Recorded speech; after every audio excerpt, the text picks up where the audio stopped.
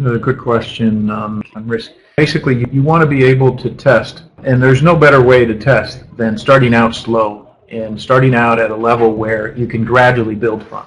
And too often, traders are taught the other way around. Sometimes you have guys who've been trading for many, many years, and then they're trying to implement their system and say to you, hey, go ahead, put 100-point stops. Place your stops 100 points away or 50 points away or whatever. And then not only that, but then you're trading where you're using maximum leverage in your account. That they might be able to tolerate that because they've been doing it for many years and they already know themselves, but that doesn't mean it works for you. And again, the most crucial thing for each trader is to discover themselves.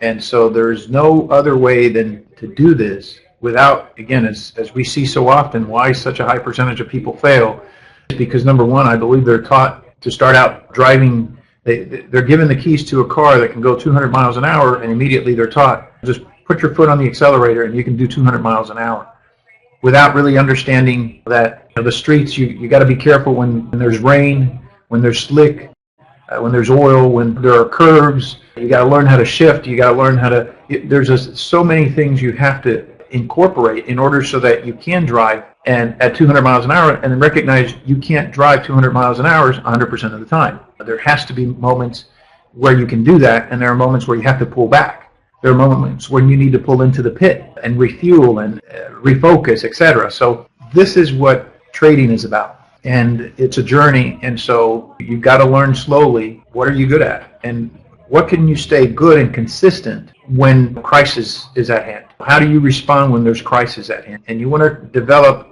a system and a process so that when there is crisis, you've practiced enough that you automatically react to that crisis based on what you've done through your practice time. And then, you come out of it okay because of that. There's nothing really other than your dedication and your time and your focus and your passion for this that's going to give you that.